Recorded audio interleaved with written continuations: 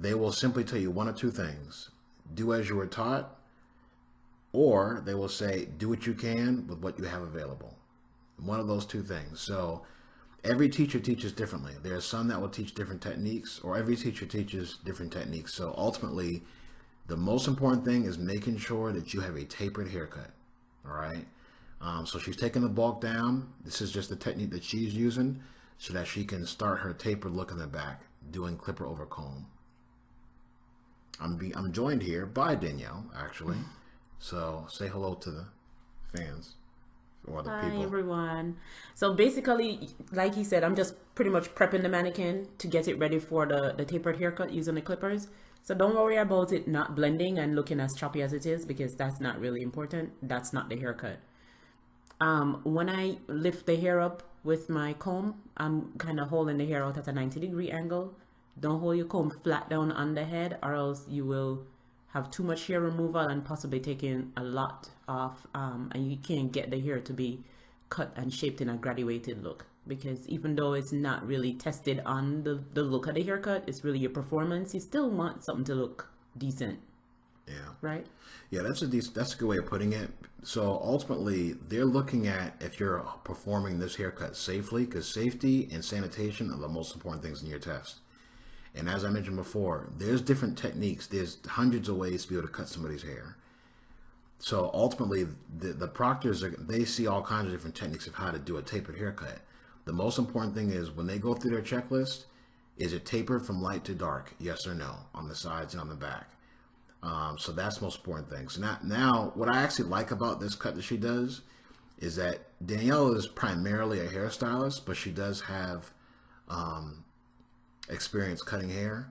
So as you see here, she's in the back. She has the bulk out of her way, and now she has the clipper where she's doing just the open clipper on that bottom level, and she's going to slowly start to open it up as she does her tapering technique. Notice how she's using her wrist, using those C strokes to be able to have that graduated look. But what I like about this cut is that Danielle's shear work is very good, so that even though she's not as versed in using the clippers as much, everything starts to really fall in line because she knows the techniques to use, even though she doesn't cut hair all the time every day. And that line of demarcation you see there is going to just flow out completely because she knows how to cut hair and she knows different techniques. So even if you're a stylist or if you're somebody who's not used to cutting hair all the time with clippers, if you know basic techniques, I mean, look at the technique she's using now. She's using those C strokes coming in and out. She's not keeping it flush on the head, which is causing it to create more lines. She's helping that blend because she's coming in and out on those strokes. And like I said, you're going to see it really start to fall out because you're essentially doing a taper on the side and the back. The shear over comb work is going to tie in everything you did on the sides. Okay. Yeah, so again, I'm not a barber in any way, shape, or form. Just a hairstylist that just got some great training from Dan Brown. No, but Mr. Shear Comb. But anyway, but remember too, stylists are licensed to cut hair though. Yeah, we are. So at the end of the day, it's not that she's completely foreign to using clippers. She just doesn't No, use them every day. that is true. Most of my hair cutting skills is shear comb or just using the shears. Name drop, shear comb. Go ahead. Yeah, so as you can see, I'm going up over the ear, and I'm still trying to keep the haircut or the technique of using the clippers uniformed, because once again, you're not tested on the look of the haircut. It's really your techniques, but you still want something to look uniformed and to look professional looking. And part of what you're graded on is when this test is done, when you're done and you step back, the proctor will say, may I see your comb? And they will simply comb through the taper. And we see her dusting off the excess hair right now because you cannot bring a neck dust to the state board. So ultimately, you just want to show that you're doing a dark on the top part, flow to lightness, or no hair at the bottom of your taper. So now she's using a big guard to get bulk out of the way for her taper on the side. So the taper on the back, you want to take it up to the occipital bone area? Yeah, no higher than the occipital bone on the back side. Okay. And how far should the taper be on the temple area? So if you basically don't want it to go higher than the parietal ridge. The parietal ridge is basically, if you take your comb and put it flat on the side of the head, vertically from the top of the ear up, where the comb leaves the head is the parietal ridge. So that the parietal ridge goes all the way around the head. So in other words, you want to make sure that you're tapering up enough to where it's not on the top of the head, it's only just on the side. Okay. So notice when I first started the cut on the temples, I went in with no guards first. I closed blade first, no guards. Then eventually I put my guards on, started with like a medium length guard. And now I'm using a bigger length guard. Yeah, so now she's on the other side. Now, just to kind of and like I said, the beauty of these videos is that when you rent them or purchase them, you can stop it, rewind it, pause it, and kind of go through these sections again. But again, she's taking the bulk down.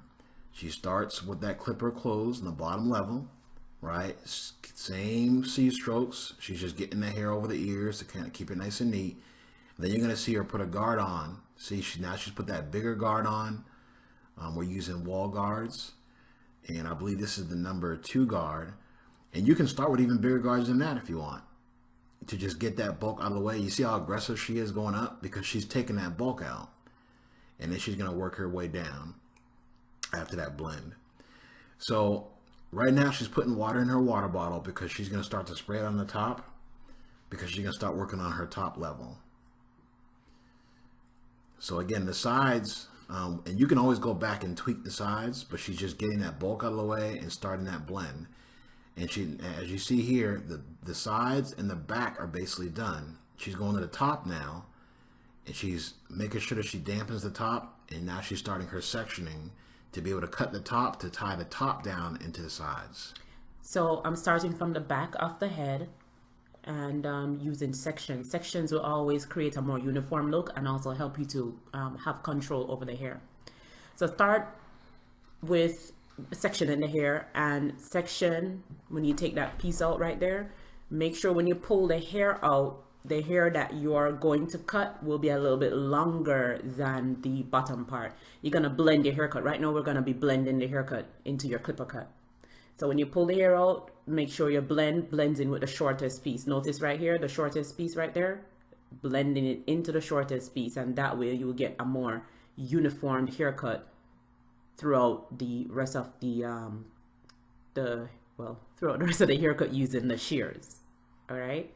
So that first piece I cut will now be my guide for the rest of the haircut throughout this session. So pull your piece out, look once more again for the shorter piece. The shorter piece is your guide, and that's where you're gonna cut to blend in the rest of your haircut. This will be done throughout the rest of the head, or going from the left side to the right side. And I always start my guide from the back, because that way you'll have a more uniformed look throughout the haircut. You can't start your guide from the sides, because that way you're not going to have balance. And in creating a haircut, you have to make sure both sides are balanced and you have equal distribution of the hair throughout the haircut. So once I finish working from the middle to the left side of this haircut, I'm going to go back again, start from the back of the haircut, and work my way around to the sides, which will be the right side of the haircut. Notice I'm still using my shear over, my finger over shears, or my finger and shear technique. Also with cutting the sides as well. Make sure that the sides are blended into your clipper haircut. See, you have that beautiful graduation right there, from clippers to shear. You shouldn't have an immediate transition from the clippers and the shear work. It should be gradual. Nobody should even be able to tell that you switch using techniques at this point by looking at the haircut.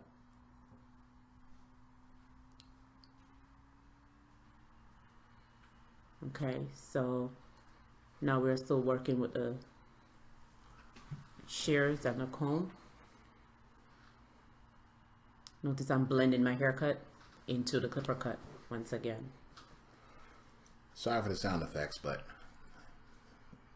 we'll be all right. Okay. So honestly, to me personally, I feel like this is the easiest part of the haircut, maybe because I'm a stylist and this is what I usually do in order to cut my clients' hair. But personally, I feel like once you get to this part, you know, you're pretty much almost over with the test. So just notice, especially again, how she's tying in what she's doing, what she did on the side from the top. So she's making her sections up top, and she's taking the bulk down, and she's doing her different, she's cutting the hair down. But as we get closer towards the end, you really start to see how it really ties in the top to the bottom and the sides. And once again, make sure that you're working with a guide. Don't pick up the hair and just start cutting because you're cutting here. Make sure you see shorter pieces that you're going to blend your haircut into. That's your guide. That's where you're gonna make sure the hair length is cut at. Because if you don't do that, I promise you, you are going to have different lengths of hair and you will not have a uniform haircut. And again, I just want to point this out. Now, remember, as I mentioned before, Danielle does have experience as a stylist. She loves cutting hair. She loves shear work. She has worked in barbershops before, but she's a stylist. Like this isn't a haircut that she does on a daily basis. And so when you look at all these different videos that we have, one thing that you'll notice is that she is the student, or she's the one performing most of these services. I think I did a couple of them, but she did most of them because, she's well versed and she's practiced a lot of these different techniques. And the reality is that as a master barber, you're going to be licensed to do a lot of these different things. You just have to really make it a practice and make it a point to just be honest with yourself and say, if I'm not good at shear work, I need to practice it or take classes for it. So if you're a stylist and you're taking the barber test, as a crossover student, you can do it. If you're a barber and you need to take this test and you're looking at some of this shear work, or you're looking at the relaxer sections or some of these other sections, you can do it. It just takes that practice.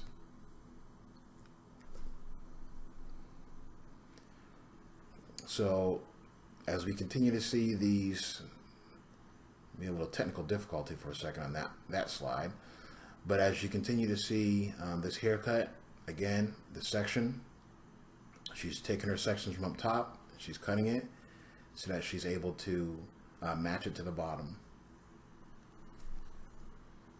Okay, so another key to having more control of the hair, keep moisture in that hair. If it starts to get dry, you spray it down with a spray bottle. Make sure it's wet. The more moisture you have in the hair, the best chances you have to control the hair. Once the hair starts getting dry, it's gonna start sticking up in different places, especially when you have those shorter pieces. And if it's not wet enough, when you comb it down to let it lie down to get it out your way, it's gonna keep sticking up. So just spray it down, keep it wet. Now, one thing that, to be honest with you, we made a mistake on. Well, I shouldn't even say it's a mistake. I think she was just trying to look as fly as she could, so she kept her wedding ring on. But remember that for state board, you really want to have the least amount of jewelry on as possible. So rings, earrings, necklaces, so forth. You really don't want to have any jewelry. I believe they allow you to keep a wedding band on, but generally speaking, you want to have a test or go through your test to where nothing stands out. You're just doing exactly what's asked of you, and that's it. That's very important to kind of just keep everything nice and uniform and just follow the directions as closely as possible. So we see her as she gets closer. She's at the very top. And go ahead, Dan. I'm using like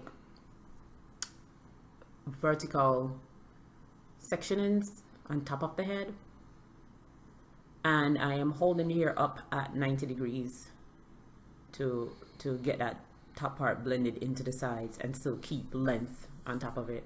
No over direction is done on the top, really. It's just holding it straight out at 90 degrees. Right now I'm basically just checking, going in with a cross section right here, just checking to make sure the haircut is uniformed, make sure all pieces are completely blended in, and I think we're looking pretty good so far. Yeah. So as we look through this haircut and we see everything flowing nice and easy, nice and smooth, it looks good, doesn't it? I think it does. You see how it's tapered in the back, it's tapered on the side. Looks really, really good. You know, it's very, very well done. Looks very, very